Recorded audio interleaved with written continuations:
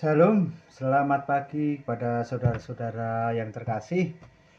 Eh, Kali ini, saat ini kita akan belajar, akan membahas tentang kebenaran Alkitab, ya, keakuratan Alkitab.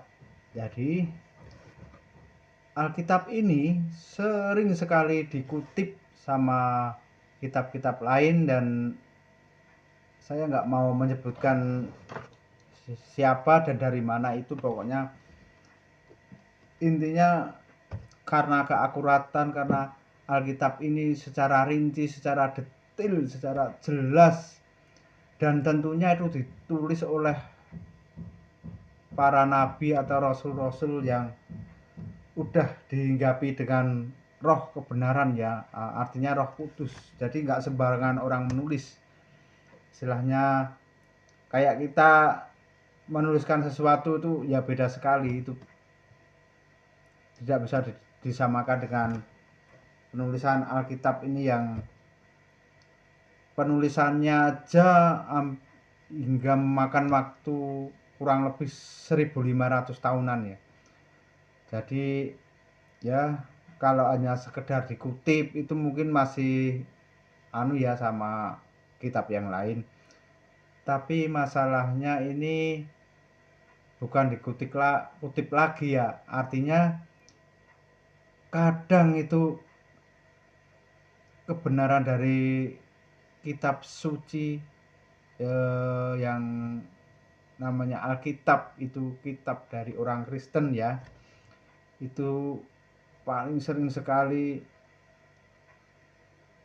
diselewengkan. Lah itu kan lebih parah lagi, ya. Intinya kalau hanya sebatas dikutip, ya isinya hampir sama, hampir mirip-mirip, nah itu masih agak mending. Tapi kalau hanya ini sudah diselewengkan, udah dibelokkan, nah itu yang menjadi masalah, kan. Jadi kita harus pinter-pinter nih, ya.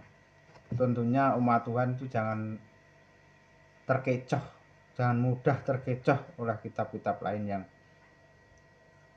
pada konteksnya itu sama, cuman nanti pada intinya itu berbeda karena dibelokkannya atau diselewengkan. Misalnya dari Alkitab mengatakan A, pada inti atau konteks yang sama itu kitab lain itu mengatakan B. Nah itu yang menjadi masalah. Nah, jadi rancu, kan.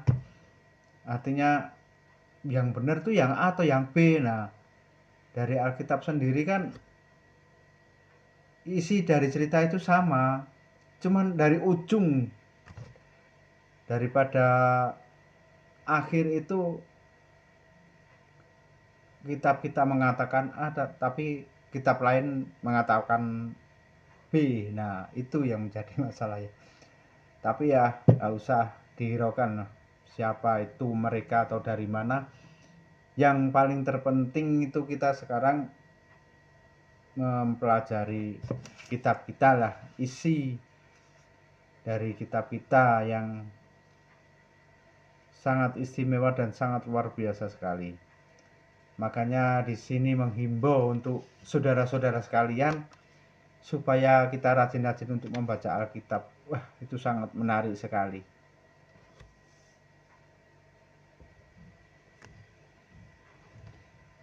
Kita sebagai umat Tuhan, umat yang percaya, terutama percaya pada terang besar yaitu Alkitab, ya. Jadi di sini kita dihimbau untuk berjaga-jaga. Terlebih kan Alkitab itu kan sering sekali diserang, ya, oleh isi-isi daripada Alkitab itu sama ya saudara tetangga kita, agama-agama lain atau kitab-kitab lain untuk menyerang di sini. Makanya kita dihimbau untuk selalu membaca Alkitab atau rajin membaca dan mempelajari Alkitab supaya kita dapat menjawab tuduhan-tuduhan dan serangan-serangan yang orang-orang yang tidak bertanggung jawab itu kepada kita ya. Jadi di sini Alkitab hanya menekankan bahwa kita sebagai umat Tuhan itu agar sering mempelajari secara detail isi daripada Alkitab tersebut ya. Jadi untuk menghindari dari orang-orang yang tentunya tidak suka akan Alkitab. Tapi terlepas dari itu, dari dulu, dari pertama kali penulisan hingga sekarang di milenium 2000 ini ya, makna daripada Alkitab itu tidak berubah satupun sekalipun banyak dari setebal buku itu, dari beberapa halaman itu satupun nggak ada yang berubah daripada makna Alkitab itu sendiri ya.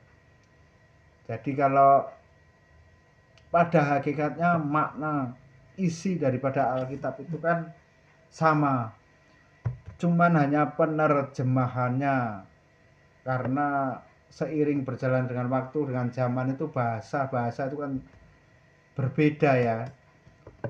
Ya sebenarnya enggak berbeda, itu masih persamaan ya, tapi kan yang paling terpenting di sini adalah makna dari isi Alkitab itu tersebut ya. Contohnya